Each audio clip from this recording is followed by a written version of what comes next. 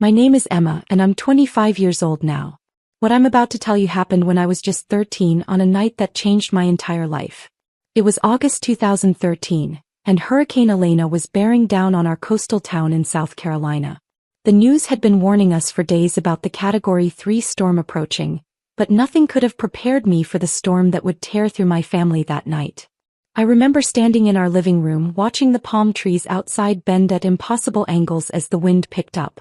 Rain was already pelting the windows so hard it sounded like gravel being thrown against the glass. My mother was rushing around, securing windows and moving furniture away from the sliding glass doors. My father was in the garage hauling sandbags.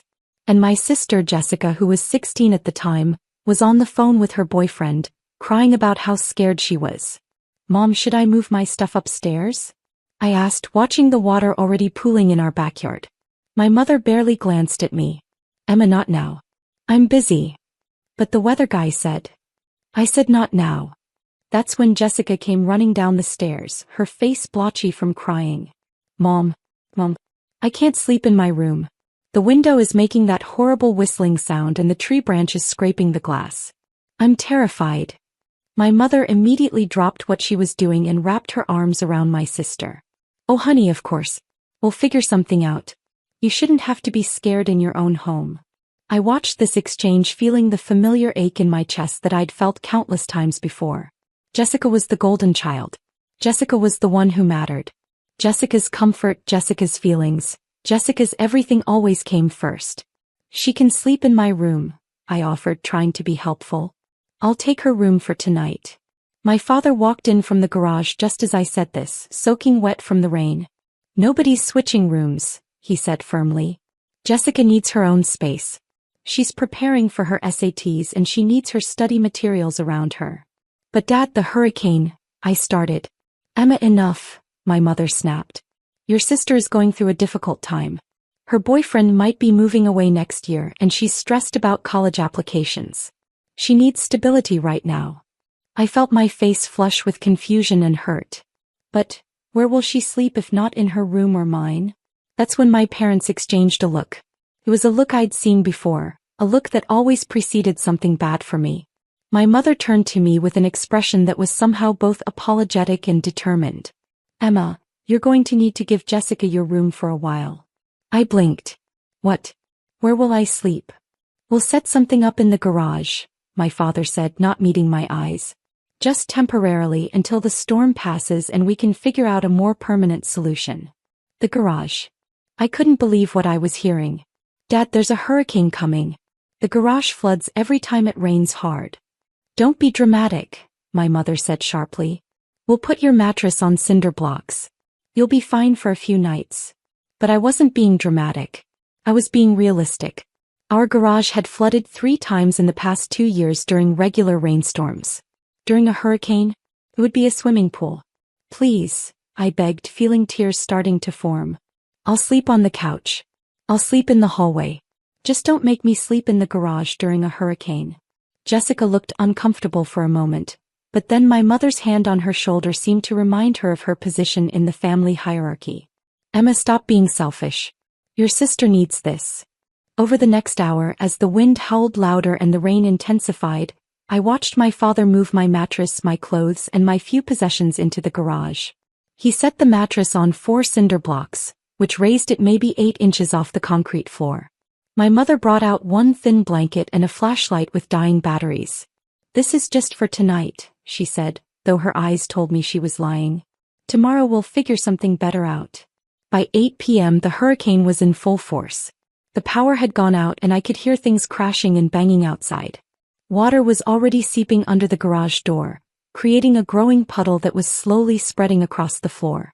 I sat on my mattress, hugging my knees, trying not to cry as I listened to my family inside the house.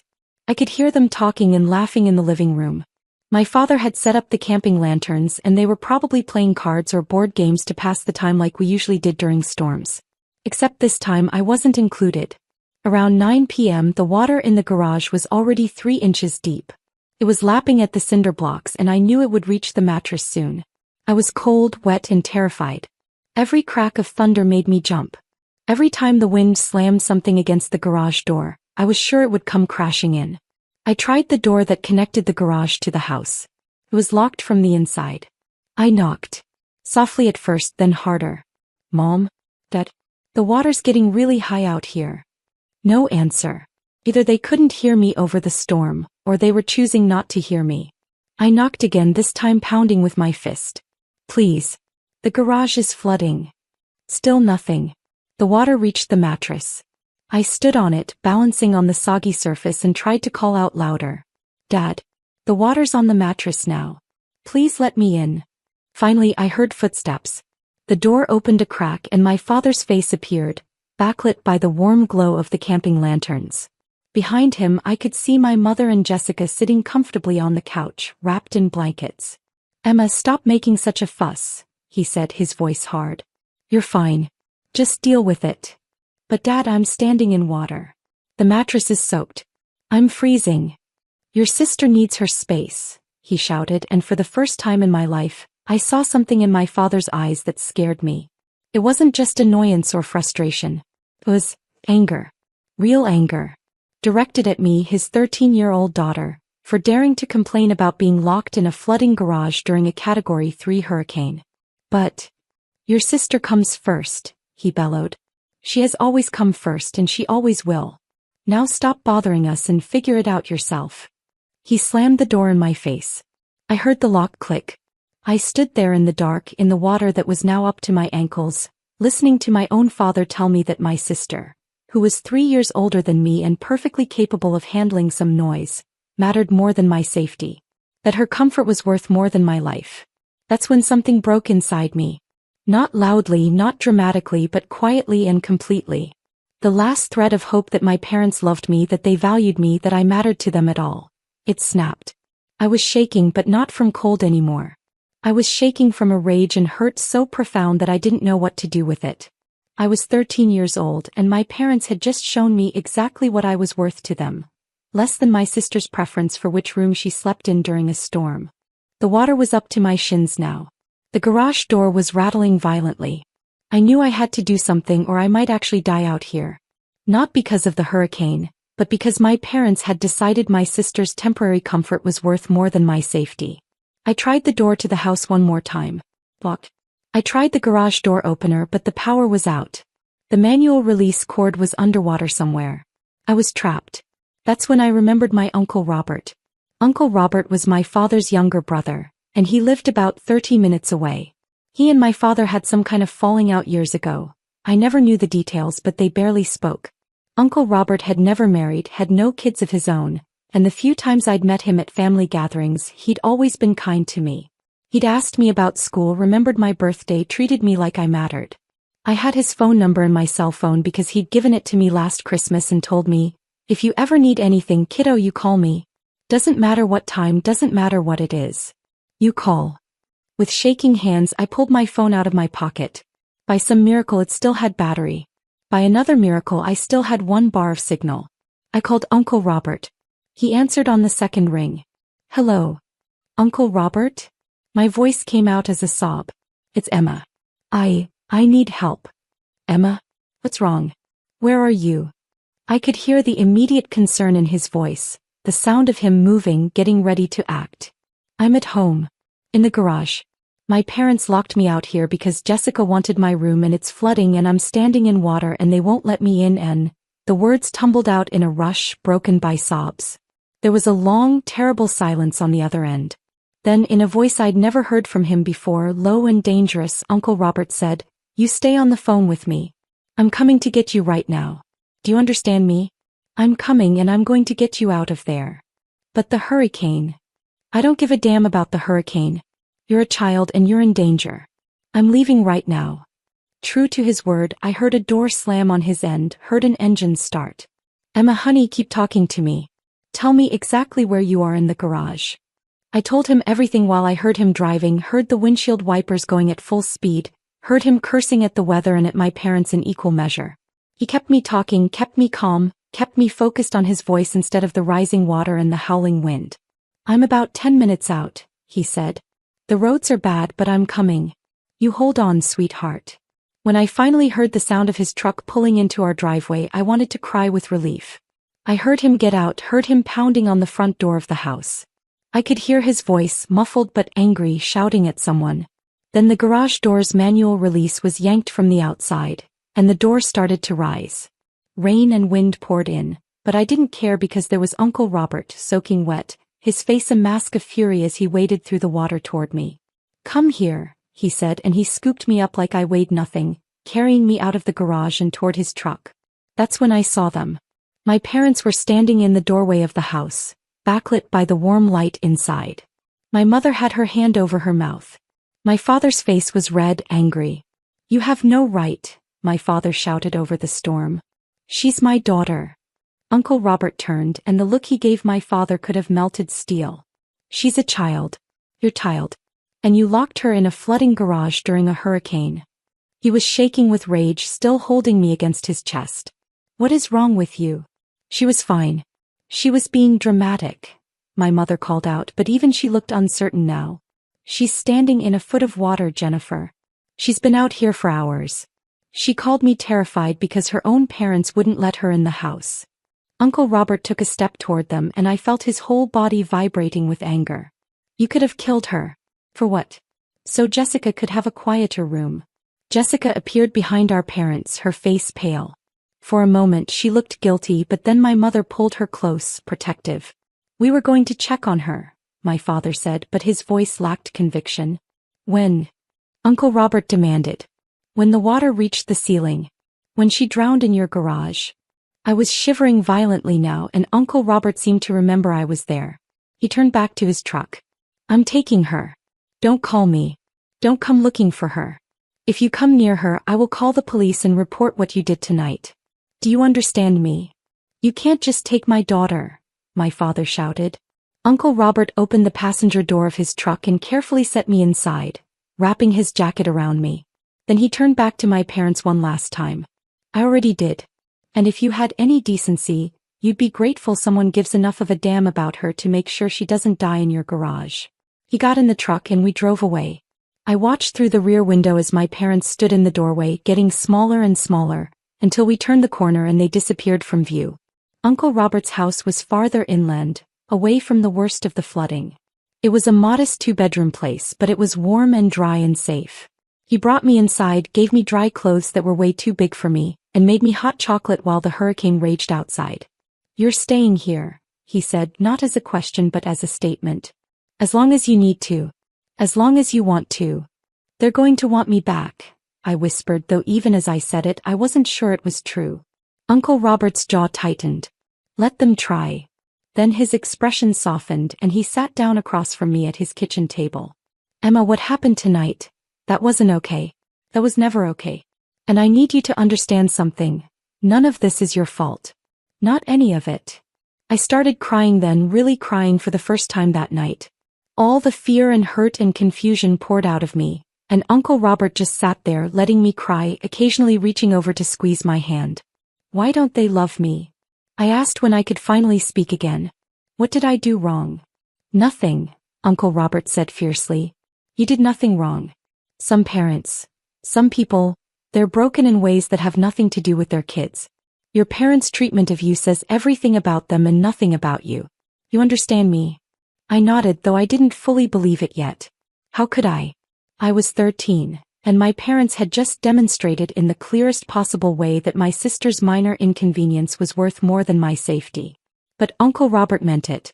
And over the next days, weeks and months he proved it in ways big and small.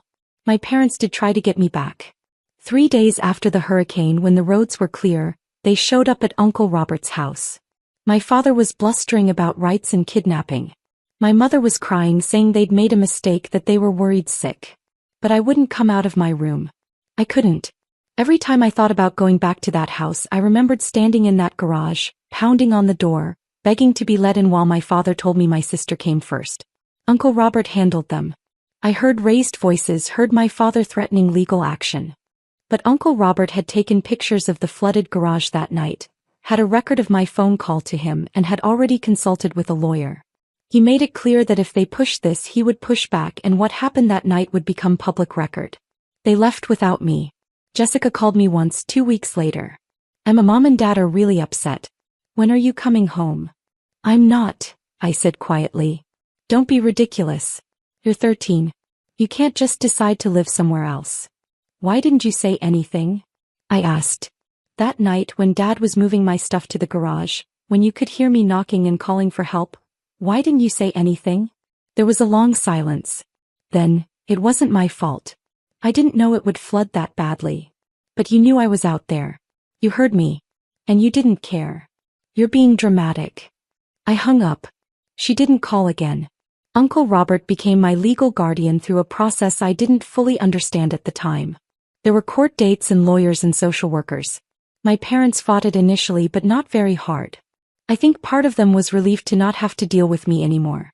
I was the daughter who didn't fit their narrative, who didn't perform the way Jessica did, who required actual thought and care instead of just being easy.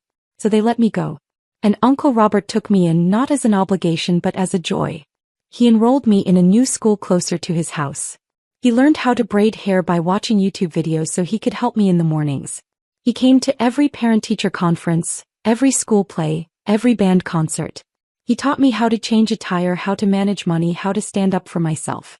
More than that, he taught me what unconditional love looked like. It looked like driving through a hurricane to save someone.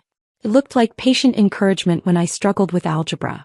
It looked like sitting up with me until 2 a.m. when I couldn't sleep because of nightmares about being trapped in that garage. You're going to do amazing things, Emma, he would tell me. You're smart and strong and kind. Don't let anyone ever make you believe otherwise. And slowly, painfully, I started to believe him. I threw myself into school. Partly because I genuinely loved learning, but partly because I wanted to prove something, to my parents, to myself, to the world. I wanted to prove that I was worth more than they'd valued me. That throwing me away had been their loss, not mine. I made honor roll every semester. I joined the debate team. I volunteered at the local animal shelter. I started a coding club at my high school. I was elected student council president my junior year. And all the while, Uncle Robert was there, proud of every achievement, big or small. That's my girl, he'd say, and I'd feel a warmth in my chest that I'd never felt with my parents. When it came time to apply for colleges, Uncle Robert and I spent hours researching schools and scholarships. He made it clear that money wasn't an issue. He'd find a way to pay for wherever I wanted to go. But I was determined to earn as much scholarship money as possible. I didn't want anyone to ever say I'd gotten where I was going because of handouts. I got into MIT with a full academic scholarship. The day the acceptance letter came, Uncle Robert cried. He actually cried, tears streaming down his face as he hugged me tight. I knew you could do it. I always knew. My parents found out somehow. My mother called me for the first time in 4 years. Emma, we heard about MIT. That's wonderful, honey. We're so proud of you. The casual tone, as if the past 4 years hadn't happened, as if she had any right to claim pride in my accomplishments, made my blood boil. Don't, I said coldly. You don't get to be proud of me. You didn't raise me. You threw me away in a flooding garage because Jessica wanted my room. Uncle Robert raised me. He gets to be proud. You get nothing. Emma, we made a mistake. You made a choice, I corrected. Over and over again you made choices that told me exactly what I was worth to you. Don't call again. I hung up and blocked the number. At MIT I thrived. I majored in computer science and economics, double majoring because apparently I enjoyed torturing myself with workload. I did internships at tech companies in the summers. I made friends, real friends who valued me for who I was. I even dated a little, though relationships were hard when you had trust issues the size of a hurricane. Uncle Robert came to visit me every few months, always bringing care packages and dad jokes. How are you doing, kiddo? He'd ask, and I'd tell him everything, the good, the bad, the overwhelming. He listened to it all with the same patient attention he'd always shown me. I'm proud of you, you know, he said during one visit my sophomore year. Not just because of your grades or your internships. I'm proud of the person you've become.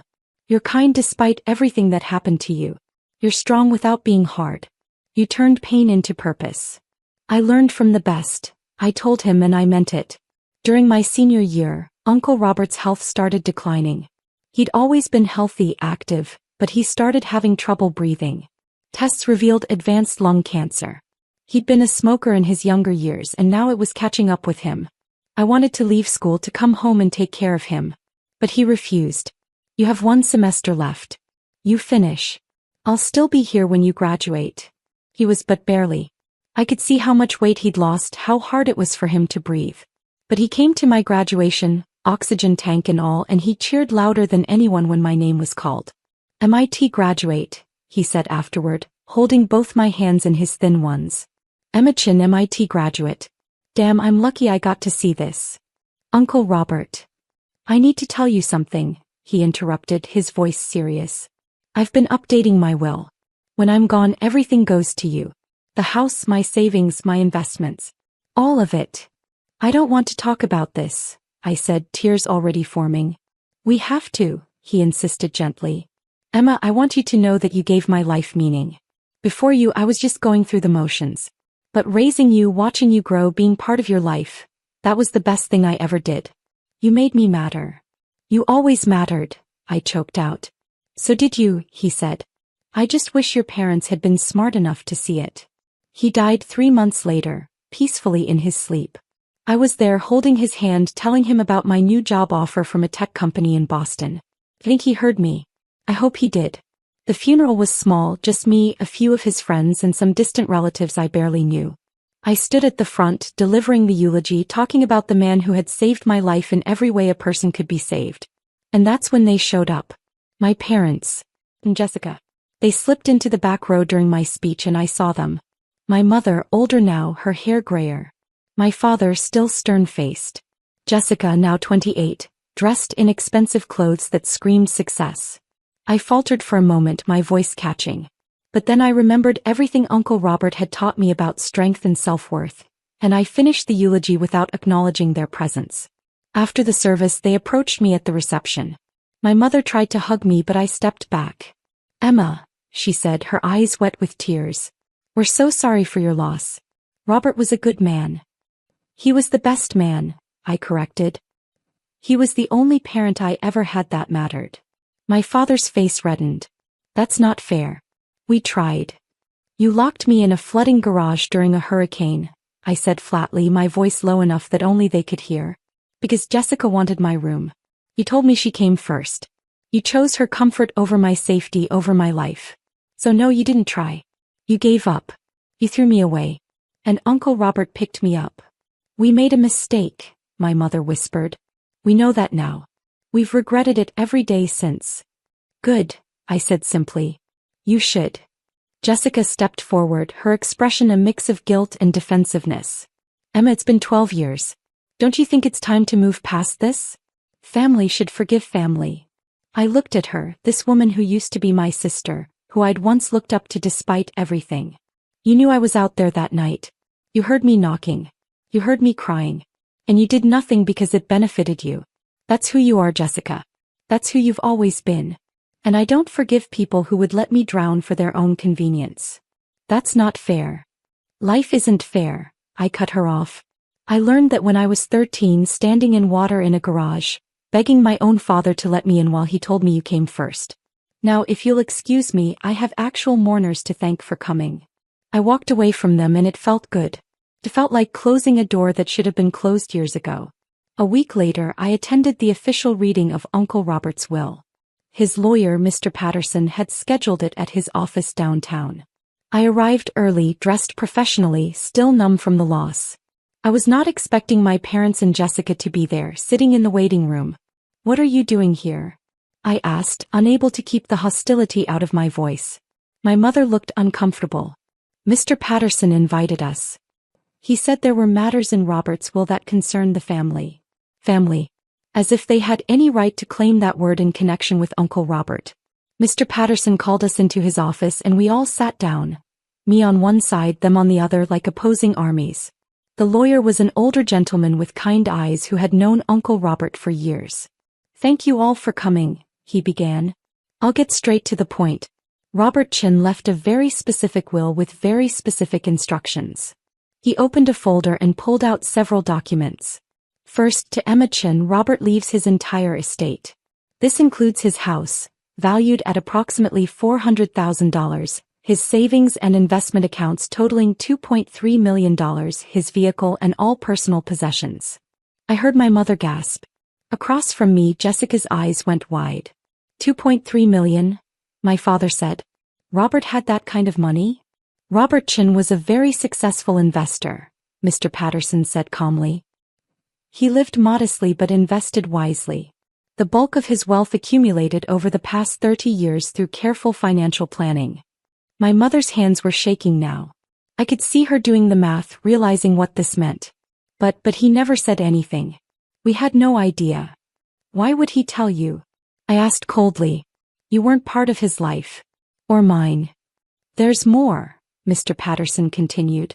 Robert also left specific instructions and messages for certain family members. He pulled out sealed envelopes. First to his brother, David Chin. He handed an envelope to my father, who opened it with shaking hands. I watched as his eyes scanned the single page inside, watched as his face went from confused to pale to red. What does it say? My mother asked. My father's voice was hoarse as he read aloud. David, you were my brother and I loved you despite your flaws. But what you did to Emma that night during the hurricane was unforgivable. You locked a 13-year-old child in a flooding garage to placate your other daughter's whims. You chose convenience over safety, preference over protection. You failed as a father in the most fundamental way possible. I took Emma in not because I had to, but because I wanted to. Because she deserved someone who saw her worth. She has become the greatest joy of my life, and you missed every moment of watching her grow into an extraordinary woman because you were too blind to see what was right in front of you. You lost a daughter who would have made you proud. I gained one who made my life meaningful. I hope in your old age you think about that choice and regret it every single day. The money I'm leaving Emma? That's 12 years of child support you never paid, invested and grown. You gave me your daughter. I gave her a future. We are not even. The silence in the room was deafening. My mother was crying now, her hands over her mouth. My father's face was ashen, the letter crumpled in his fist. There's one for you as well, Jennifer, Mr. Patterson said gently, handing my mother an envelope. Her hands shook so badly she could barely open it. When she did, her voice broke as she read, Jennifer, you stood by and watched your husband endanger your child. You made excuses. You prioritized one daughter's comfort over the other daughter's life. That is not a mistake. That is a choice. Emma needed a mother that night and every night after, and you failed her. I became her family because you abdicated your role. She graduated MIT with honors. She has a promising career. She is kind and brilliant and strong. And you know none of this firsthand because you threw her away. Live with that. Jessica had gone very pale. Is there one for me? Mr. Patterson nodded and handed her an envelope. She read it silently, but I saw tears streaming down her face. When she finished, she looked at me with an expression of such guilt and sorrow that I almost felt sorry for her. Almost. What did it say? I asked, my voice hard. She swallowed hard. It says, Jessica, your sister was locked out in a hurricane so you could have her room. You heard her crying for help and did nothing. You benefited from her removal and never questioned it. You got the parents' attention, the resources, the support that should have been shared. You built your success on the foundation of Emma's exclusion. I hope you understand that every achievement you celebrate, Emma earned twice over with half the support. She is twice the person you are with half the advantages you had. That is who your sister is. And you will never know her because you never deserved her. The room was silent except for my mother's quiet sobbing. Mr. Patterson cleared his throat. Robert also left a final message for Emma, to be read aloud in front of everyone present. He handed me an envelope with my name on it in Uncle Robert's handwriting. My hands were steady as I opened it, my eyes filling with tears as I saw his familiar scrawl one last time. My dearest Emma, I read aloud, my voice thick with emotion. If you're reading this, I'm gone, and I hope you know that my last thoughts were of you and how grateful I was for every day we had together. You were not just my ward or my responsibility, you were my daughter in every way that mattered. I never had children of my own, but I got to raise you, and that was the greatest privilege of my life. I paused, wiping my eyes, aware of my parents watching me. I'm leaving you everything because you deserve it, but also because I want you to understand your worth. You are worth $2.3 million. You are worth a house and a future and security. But more than that, you are worth love and care and protection. All the things you should have received from your birth family and didn't. Don't let anyone ever make you feel less than worthy again. Not your parents, not your sister, not anyone. My voice broke, but I forced myself to continue. To your parents, I say this in front of you. Emma is the best thing you ever created and you threw her away for nothing. You traded a daughter who would have loved you unconditionally for the convenience of not having to tell your other daughter no. That is your loss, not hers. He doesn't need you. She never did after that night. But you need to know what you lost so that you live the rest of your lives with that knowledge. I looked up at my parents. My mother was openly weeping now. My father's eyes were wet, his jaw clenched. Jessica looked like she wanted to disappear. Finally, I continued, my voice stronger now. Emma, my darling girl, you are going to do incredible things with your life. You already have. This money is just a tool to help you do more. Buy a house. Start a company. Donate to causes you believe in. Live a big, full, beautiful life. And every time your parents see or hear about your success, they'll know that they had nothing to do with it. They'll know they were wrong about you. They'll know what they lost. That is its own kind of justice. I love you, kiddo. I always will. Make me proud, though you already have. Uncle Robert. I finished reading and carefully folded the letter, tucking it back into the envelope. When I looked up, I saw my mother staring at me with an expression of such profound regret that it would have been satisfying if it wasn't so pointless. Emma, she whispered. You what? I asked, my voice calm now, steady. You're sorry? You made a mistake? You wish you could go back? She nodded frantically. Yes. All of that. Emma, if we could just... No, I said simply. No second chances. No reconciliation. No family reunions. You made your choice 12 years ago and I've made mine now. You taught me that I'm worth less than Jessica's convenience. Uncle Robert taught me that I'm worth $2.3 million and a lifetime of unconditional love. I'm going with his assessment. But we're your parents, my father said, finding his voice. No, I corrected. You're the people who created me. Uncle Robert was my parent. He's the one who raised me, who sacrificed for me, who loved me. You're just strangers who share my DNA. That's not fair, Jessica said, her voice small. We were young. We didn't understand. You were 16, I interrupted. Old enough to know that locking someone out during a hurricane was dangerous. Old enough to say something. Old enough to care. You just didn't because it benefited you not to. That's not youth. That's character. I stood up, gathering my things. Mr. Patterson, thank you for handling this. Please send all the paperwork to my address. I assume I'll need to sign some things. Yes, we can arrange that, he said, looking sympathetic. I turned to my parents one last time. I'm going to use Uncle Robert's money to start a foundation for displaced children and teens. Kids who've been thrown away by their families who need a second chance. I'm going to make sure they have what I had. Someone who sees their worth. And I'm going to name it the Robert Chin Foundation for Found Family. So every time you hear that name, every time you see an article about the good work it's doing, you'll remember the daughter you threw away and the man who proved you wrong. My mother reached for me. Please, Emma. Don't do this. We can fix this. There's nothing to fix, I said, stepping back. You broke something 12 years ago that can't be repaired. I'm not doing this to punish you. I'm doing this because you're not my family anymore. You haven't been for a very long time. I walked out of that office with my head high, leaving them sitting there with their regret and their guilt and their loss. And I never looked back. That was 3 months ago. Today I'm sitting in my new office. The one I bought with part of Uncle Robert's money, finalizing the paperwork for the Robert Chin Foundation. We've already helped 7 teenagers find safe homes and access to education. We've paid for 3 kids to go to college. We've provided therapy and support and, most importantly, the message that they matter. My parents have tried to contact me 47 times. Calls, emails, text messages, even a letter delivered through their lawyer. I've ignored all of it. Jessica has tried as well, sending long messages about how sorry she is, how much she regrets everything, how she wants to be sisters again. I delete them without reading past the first line. Some people might say I'm being cruel, that I should forgive them, that family is family. But those people weren't locked in a flooding garage at 13 years old while their father screamed that their sister came first. Those people didn't spend their entire childhood being told through actions, if not words, that they were less valuable, less loved, less worthy. I learned from Uncle Robert that family isn't about blood. It's about who shows up for you. It's about who drives through hurricanes to save you. It's about who sits with you through nightmares and celebrates your victories and loves you unconditionally. My parents weren't that. Uncle Robert was. And now with his money and his legacy, I'm going to make sure other kids know they're worth saving too. Because every child locked out in the cold deserves someone to open the door. Every kid dismissed and devalued deserves someone to see their worth. Every daughter or son thrown away deserves to know they matter. Uncle Robert taught me that. And now I'm going to spend the rest of my life teaching it to others. My name is Emma Chin. I'm 25 years old.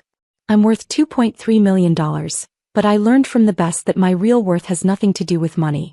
It has everything to do with the love I received from the man who became my real father. The one who proved that family is a choice, not an obligation. And I choose to honor his memory by being that person for someone else.